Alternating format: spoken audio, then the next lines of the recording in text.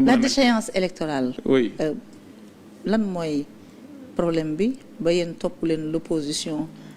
dans sa volonté. waaw d'abord nekkuñu fi pour topp kenn dans sa volonté li ñuy topp mooy d'abord suñu programme politique lan moo ci nekk parce que may mun a kan moo woote dialogue ki woote dialogue mooy ki dem présidentiel présenter Sénégalais yi benn programme y compris son programme sur le système politique Sénégalais yi voté ko 54% dès le premier tour ki woote dialogue mooy koo xam ne dem na élection législative Sénégalais yi jox ko 130 députés donc kooku xam na am na les moyens politiques pour doxal programme am mu woote dialogue dans un contexte boo xam ne nekkuñ ci contexte électoral du moment de suspicion mu woote dialogue pas pour def ay combine pour lewal ay transhumants wala pour lewal après ñi mu war a libérer politiquement kon dialogue bi ci condition yi mu amee da ngay xam ne dialogue bu serein la et la preuve il y a eu 25 accords sur des points majeurs comme le bulletin unique mën nañ ci dugg après l'inscription permanente sur le fichier électoral loolu aussi c'est un point d'accord Maïmouna xam nga actuellement Sénégal boo jëlee lu ñuy wax la déchéance électorale waxuma ci déchéance par rapport ak inéligibilité mais déchéance par rapport ak ñu rajale ci les listes électorales dafa am ñaar régime yu am mooy le régime de la déchéance sous forme de peine accessoire ak le régime de la déchéance sous forme de peine complémentaire bu fekkee sous forme de peine complémentaire la mooy bi nga xam ne moo nekk ci article 34 ak 35 bu code pénal le code de procédure pénale maanaam juge yi bu ñuy prononcer code pénal la sax juge yi bu ñuy prononcer condamnation bu leen neexee ñu prononcer da ngaa perte sa yenn droits civils yi et politiques mu am déchéance boo xam ne mooy déchéance sous forme de peine accessoire mooy les articles L29 L30 et suivants du code électoral mooy dafa am peine yoo xam ne bu ñu la ko daanee yow dañ lay radier sur les listes électorales léegi ñenn ñi ci opposition bi ak société civile dañ doon demander ne nañu ne léegi juge kese moo wala prononcer la déchéance électorale ñun ñu jàpp ne loolu gënul pour la bonne et simple raison que premièrement la déchéance sous forme de peine complémentaire juge moo ko prononcé moo ne perte nga say droit d'ailleurs moo taxoon Sidiki Kaba ne Karim Wade il n'a pas perdu ses droits parce que juge bi prononcé wu ko la déchéance sous forme de peine accessoire mooy li nga xam ne administration bi dafa tirer conséquence de la loi mais loolu kañ lay am ginnaaw bi le juge condamné à une peine muy benn kon juge bi moo ko indi ma tegal la ci ne boo demee lire article yooyu L29 L30 daf ne juge bi bu lay condamné à une peine su ko neexee mu xam ne lii day entraîner la perte des droits civils et politiques mu relever le de la déchéance mu ne kii de warul perdre ay droits civils et politiques am kon juge bi mën na empêcher la déchéance accessoire ñetteel bi mooy bu la administration radier sur les listes électorales xam nga fan ngay dem le président du tribunal d'instance de ton lieu d'inscription tribunal d'instance mooy tribunal bi nekk ci département yi mooy bi la gën a jege te xam nga doo saisir tribunal bi de président tribunal ngay saisir parce que ñoom ñaar ñëpp ay juridiction nañ le président du tribunal est une juridiction à part entière mooy mun na tëdd këram comme référé nga ne nañ ma def ma inscrire sur liste électorale mu jël décision ci feuille c'est la juridiction du président c'est comme en matière de référé ñi xam pratique judiciaire xam na ko. Il y a eu la jurisprudence Ousmane Sonko Sabassi Faye mënoon na tëdd këram bind c'est la juridiction du président le président est une juridiction d'ailleurs kooku bu la daanee xam nga fan ngay dem cour suprême ngay demaat nga def recours xam nga loolu li muy wane mooy même pour la déchéance accessoire juge bi mu ngi nekk au début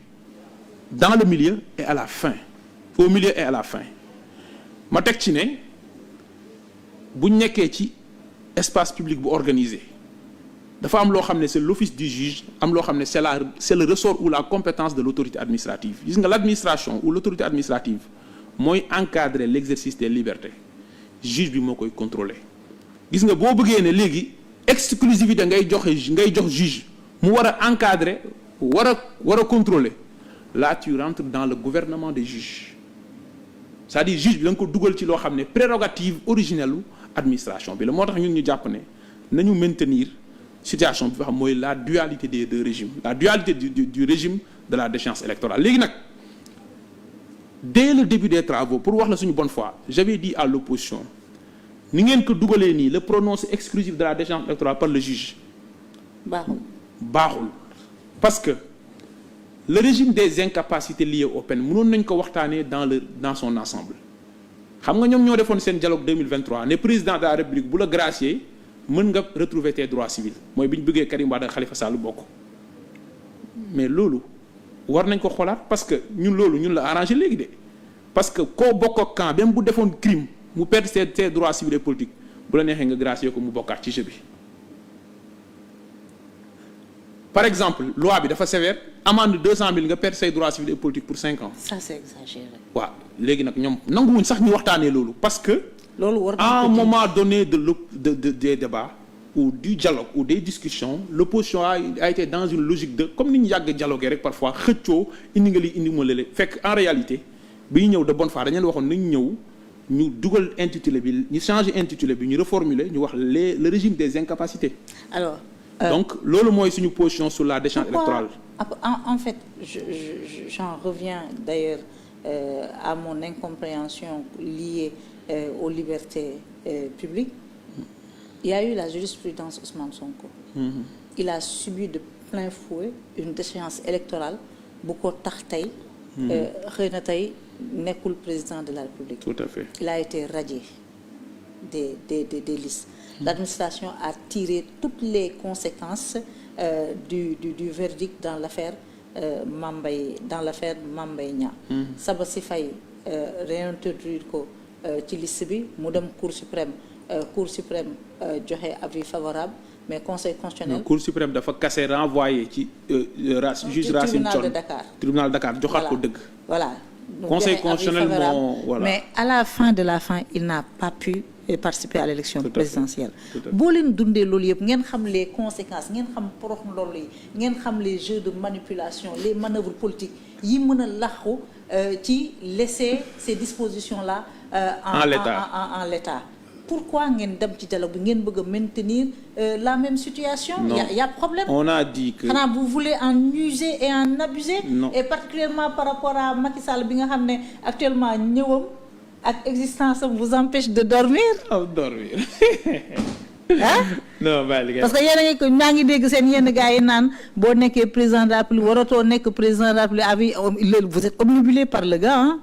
Est-ce que vous êtes conscient que yéen a tax yéen a indi Macky Sall dans le débat public à cause de vous Sénégalais yi mënuñu tourner la page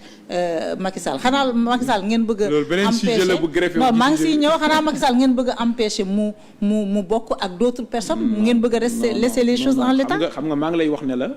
même le régime automatique mooy sur la base des articles L29 du code électoral buy am c'est parce que juge moo lay topp. ñu gis nga inéligibilité président Ousmane Sonko suñu ligne de défense xam lu mu yàgg a nekk kenn warul utiliser justice pour di empêcher adversaire ñu bokk. mais yéen mun ngeen ko def aussi en laissant les choses en l'état. bi ñu njëkkee radier Ousmane Sonko sur la base de la contumace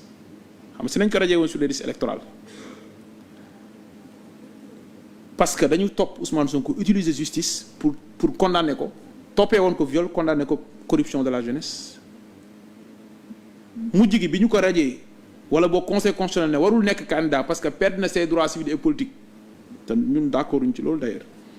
sur la base de la condamnation à diffamation li ñu yàggoon wax justice nañu utiliser pour condamner parce que même délai de recours yi ñu waroon respecter loolu moo tëj lu le président Diomaye Faye en prison parce que respecté wuñu woon délai de recours mooy un mois ci 17 jours ñu enrôlé alors que am na droit def recours ba dernier jour justice moo condamné justice boobu condamné bu ko neexoon mu relever ko de la déchéance électorale te justice defu ko problème bi justice la woon ca jamono yooyu du problème mu l'existence du régime accessoire ma terminer ci point boobu par une chose xam nga ñiy wax ne le régime de la peine accessoire dafa war a dëñ mooy les articles L29 là xam nga fan nañ koy wékk dañu ne dafay violer le principe d'individualisation des peines qui est un principe à valeur constitutionnelle est-ce que xam nga ni loolu ñu ngi ko jëlee France parce que France amoon na le régime actuel là mooy le régime de la peine accessoire bi ñu posé question bi par une question prioritaire de constitutionnalité au Conseil constitutionnel français le 21 juin 2010 le Conseil constitutionnel de la France daf ni loolu dafa war a dëñ parce que dafay violer principe d'individualisation des peines gars yi jël loolu ne ñoom nañoo appliquer ko Sénégal question boobu dañ koo posé Conseil constitutionnel par une décision en date de juillet 2021 bi ñuy contesté ñun article L29 Sonko bokkoon na suñu defoon recours bi devant le conseil constitutionnel Mamadou Lamine Diallo moo ko jiite woon. mais justement waa déglu ma bi ñu defee recours bi xam nga lan la conseil constitutionnel wax conseil constitutionnel moo ne article L29 et suivant violé wul constitution bi principe d'individualisation des peines boobu ñu bëgg a wékku c'est pas un principe absolu daal di rendre décision ne ces articles là sont conformes à la constitution te may mun a boo demee lire constitution bi article 92 daf ni les décisions du conseil constitutionnel ne sont susceptibles d'aucune voie de recours et s'imposent à toutes les autorités administratives et judiciaires moo tax conseil constitutionnel bi mu jëlee décision boobu ñun ñi nekk ci majorité bi ñi nekk ci opposition bi société civile tous les citoyens sénégalais nous sommes obligés ñu respecter loolu moo tax wax ne loolu day dëñ parce que day violer principe individualisation des peines conseil constitutionnel moo rendre décision ne loolu c'est conforme à la constitution loolu man mu neex ma mu naqari ma mu neex président Diomaye mu neex président Ousmane Sonko bi bokkoon si ñu defoon requête bi mu neex ñu mu naqari ñu cette décision va s'imposer à nous